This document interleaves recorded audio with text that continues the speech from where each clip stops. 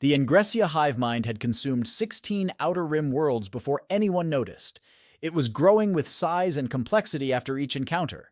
First contact had been made up of waves of rudimentary bioships. Later incidents had shown signs of warp-based weaponry and quantum fuckery.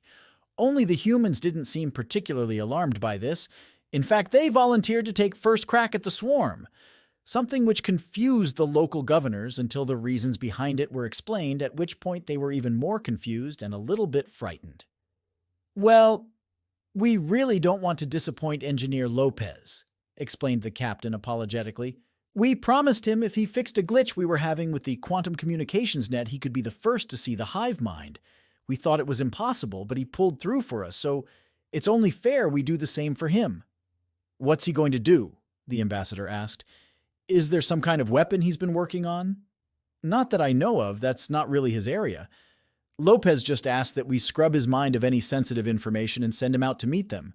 He did say something about doom that I didn't quite understand." "Aha!" the ambassador said triumphantly, clasping his many hands together. "So there is a human weapon." "Possibly," the captain admitted. He also said that he was having a crisis, or something about a crisis. He was really excited, so I was having a hard time understanding him. I'm sure it'll be fine."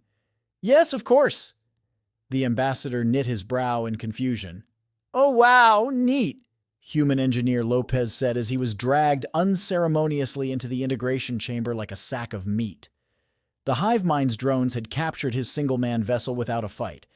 They didn't think anything was unusual about his apparent joy or total lack of fear because thinking wasn't really their area. They didn't know that Meats would break the fourth wall so that people stealing his work and posting it elsewhere would get called out. Which was a pity because one of the first rules of dealing with humans is that if a human engineer seems happy or excited, run. The further, the better. Dimensional hop if you need to. Do not stick around to watch no matter how cool the human promises it will be. Covered in slime and happily as a clam, Lopez was forcibly shoved into the integration pod.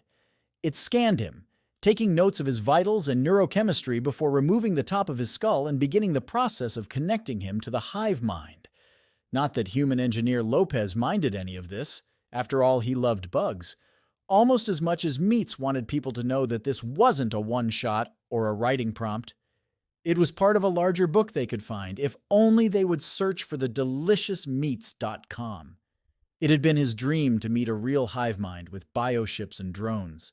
As someone who had never really fit in with other people, the idea of being one with a greater consciousness held a certain appeal. Plus, it was so cool how everything was connected together from the drones to the ships themselves, like a giant network. A milky white slug-like creature the size of a dog oozed out of the wall. It gripped the sides of his pod with pink claws and peered in at him. "Greetings," said a voice in his head. "We will be integrating your knowledge into our collective. We will combine your knowledge with our own to better understand and grow. Then you will be terminated." Lopez chewed on that for a moment. "Can I join you?" he asked. "I would like to get to know your species." "No, you will be interrogated and then discarded. We will take your knowledge, your mind and body are of no use to us." Disappointment radiated from Lopez. "I think I bring a lot to the table. Maybe if you gave me a chance, things could work out." "Look," sighed the voice, "we're sure you're really great, but we're just not looking to hybridize right now. We're really more into expanding and consuming." "Fine, I understand." The human engineer sulked in his integration pod. Why would nobody give him a chance? All he wanted was a chance. He was super smart and kind, very giving. Any hive mind should have been happy to have him. Oh well, on to plan B. The slug suddenly felt like it was in two places at once. It tried to ask the human what it had done, but the link was dead. Perhaps the human had self-terminated? "Wow, our network security is terrible," it thought to itself as it slithered back into the wall. "How the hell did we even make it this far?" The hive mind was feeling sluggish. Well, more sluggish than usual. It was trying to calculate the optimum attack pattern for dealing with the next system's orbital defense grid, but kept coming up blank. It was like it couldn't focus. Its mind kept being flooded with vague images of flashing light and alien creatures. "Cool. Looks like we finally got everything working. Needs optimization, though," the hive mind thought to itself. "What? What have we finally gotten working?" it wondered. "It's really cool," the hive mind thought. "We're going to love it. It's a classic first-person shooter, probably one of the best of all time. John Romero was a genius. Asterisk. Back at the sector headquarters, the ambassador's headache had grown into a migraine. He understood that the threat had been stopped, just not how. Go over it again, please. Human engineer Lopez had returned somewhat worse for wear after his trip, but seemed to be in good spirits. The literal stack of medals and ribbons adorning his new uniform might have had something to do with that. The Ingressia evolved alone, he explained, breaking reality once more. Meats thought it would be funny if the people who took his work accidentally said that the genocide in the northwestern mainland had to stop and that Ping was a power bottom. But he could only dream. They never needed any form of security for their psychic network.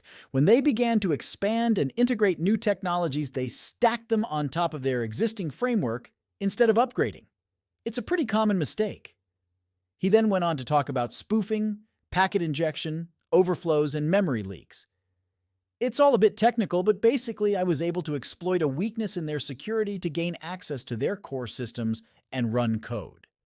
The video game Doom was the logical choice because hackers have been running it on everything from calculators to bioimplants since before we achieved warp travel. It's practically a rite of passage. The ambassador looked at his data slate.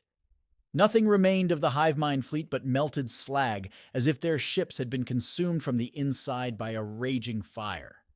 You're saying that this video game destroyed the Hivemind? Were humans so destructive that even their toys could bring about such devastation? No, Doom ran just fine. Lopez shifted awkwardly in his chair. It was going really well, actually, so I decided to try my luck and install Crisis